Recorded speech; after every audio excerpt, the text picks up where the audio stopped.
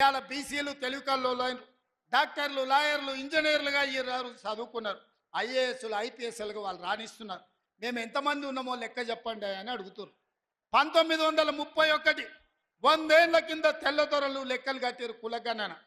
మళ్ళీ ఇవాళ వరకు కట్టలే. 7 దశాబ్దాలైన స్వతంత్ర దేశంలో బీసీ కులగణన చెయ్యలే.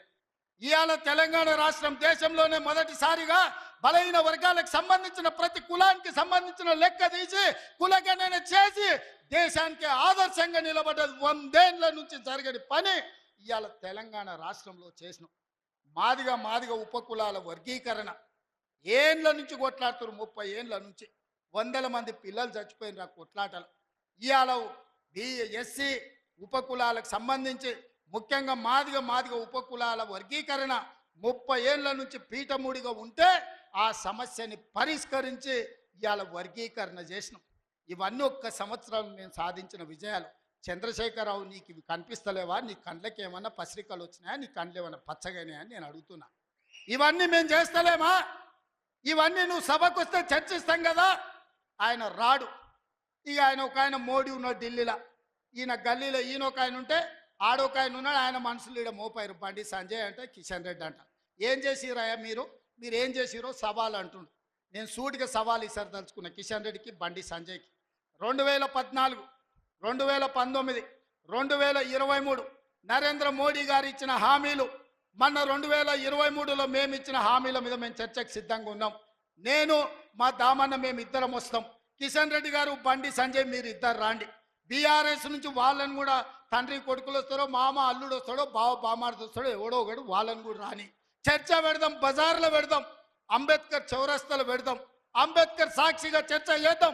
10 ఏళ్ళు కేసీఆర్ ముఖ్యమంత్రిగా, 12 ఏళ్ళు నరేంద్ర మోడీ ప్రధానమంత్రిగా, 12 నెలలు మన ప్రభుత్వం ఇందిరమ్మ ప్రభుత్వం చేసిన పనుల మీద చర్చ చేద్దాం. నరేంద్ర మోడీ ఇచ్చిన మాట, స్విస్ బ్యాంకులో లక్షల కోట్ల రూపాయలు నల్లధనం ఉంది, అవి తెచ్చి ప్రతి పేదవాడి ఖాతాలో 15 లక్షలు వేస్తా అన్నాడు. ఒక్క పేదోని ఖాతాలన్నా మోడీ 15 పైసలు వేసినాడే? వేసిండా? ఒక్క రూపాయి నల్లధనం తేలే. కానీ నల్లధనం ఉన్నోళ్ళు దేశం విడిచి పారిపోయినారు.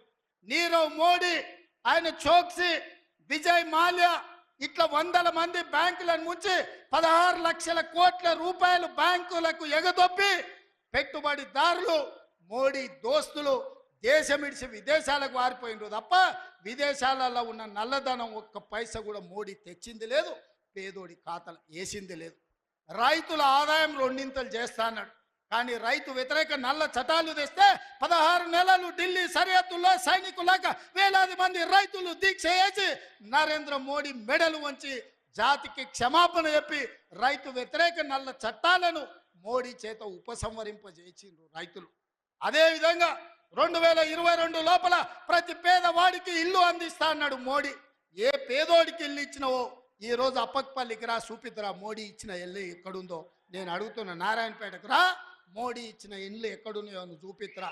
సంవత్సరానికి 2 కోట్ల ఉద్యోగాలు ఇస్తున్నాడు. 12 ఏళ్ళు అయింది. 24 కోట్ల ఉద్యోగాలు రావాలి. ఆ లెక్కన ఒక తెలంగాణకే 1 కోటి ఉద్యోగాలు రావాలి. ఎవరికి వచ్చినాయా ఉద్యోగాలు? ఓ కిషన్ రెడ్డికి, ఓ బండి సంజయ్కి 2 ఉద్యోగాలు వచ్చినాయి. తెలంగాణలో ఎవరైనా మోడీ ఉద్యోగం ఇచ్చిండా? ఎవరికి ఉద్యోగాలు ఇచ్చిండో మోడీ వచ్చి చూపియాలి లెక్క. నేను ఇచ్చిన 55,000 మందికి మొదటి సంవత్సరంలో ఉద్యోగాలు తలకాయ లెక్క పెడితే ఎల్బీ స్టేడియం రా, ఒక్కొక్కరిని లెక్క పెట్టి పేరు రాసుకొని ఏ ప్రభుత్వ ఉద్యోగం ఇచ్చినో లెక్కలు చెప్తా. మోడీ గారు, నీ బంట్లను పంపిస్తావో, నీ బంట్రోతులను పంపిస్తావో నువ్వు పంపించు, లెక్క పెట్టి చూపించే బాధ్యత నాది.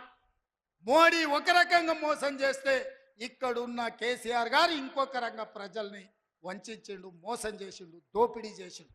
ఇవాళ అందుకే సూటిగా నేను సవాలు విసిరదలుచుకున్న బీజేపీ బీఆర్ఎస్ వాళ్ళకు. బీఆర్ఎస్ 23లో అధికారం పోయింది, 24 పార్లమెంట్లో డిపాజిట్లు పోయినాయి. ఇప్పుడు జరిగే ఎమ్మెల్సీ ఎన్నికల్లో పోటీకి అభ్యర్థులు దొరకలేదు. అదో దిక్కుమాలిన పార్టీ. ఆ దిక్కుమాలిన పార్టీ తండ్రో దిక్కు, కొడుకో దిక్కు, అల్లుడో దిక్కు, బిడ్డో దిక్కు కాకుల్లాక వాడి పొడుసాలను చూస్తున్నారు. ఈ కాకులకు సరైన జవాబు చెప్పాల్సింది కాంగ్రెస్ పార్టీ కార్యకర్తలే అని చెప్పి నేను ఈ సందర్భంగా తెలియజేయదలుచుకున్నా. మీరు అడగండి, 10 ఏళ్ళు వాళ్ళు పరిపాలన చేసి 10 నెలల్లో మనం అన్నీ చేయలేదని అంటున్నాం. 5 ఏళ్ళ కోసం కదా ఈ ప్రభుత్వం ఎన్నికైంది. 5 ఏళ్ళలో అన్ని పనులు పూర్తి చేసే బాధ్యత మనది.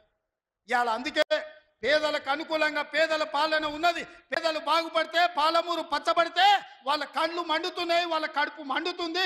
పాలమూరు ఎండాలే, మన జీవితాలు పాడు కావాలి అనేది వాళ్ళ ఆలోచన. అందుకే మనమందరం అప్రమత్తంగా ఉండాలి. ఈ జిల్లాకు ఒక అవకాశం వచ్చింది. మన ప్రాజెక్టులు మనమే పూర్తి చేసుకుందాం, మన నిధులు మనమే కేటాయించుకుందాం, మన పనులు పూర్తి చేసుకునే బాధ్యత మనది. ఇవాళ నారాయణపేటకు ఇవాళ ముఖ్యమంత్రి వచ్చిందంటే 1000 కోట్లతోని పనులు ప్రారంభించుకున్నామంటే ఓ మెడికల్ కాలేజీ, ఓ నర్సింగ్ కాలేజీ, ఓ పారామెడికల్ కాలేజీ, ఓ ఇంటిగ్రేటెడ్ రెసిడెన్షియల్ స్కూల్, ఓ మహిళలకు పెట్రోల్ బంక్, ఇందిరమ్మ ఇల్లు ఇక్కడి నుంచి రాష్ట్రానికి ప్రారంభించుకున్నామంటే ఇవాళ మనోడు మన బిడ్డ ఇవాళ ముఖ్యమంత్రి ఉన్నాడు కాబట్టి. పెద్దలు చెప్పిండ్రు మట్టికి పోయినా ఇంటోడే పోవాలి అని.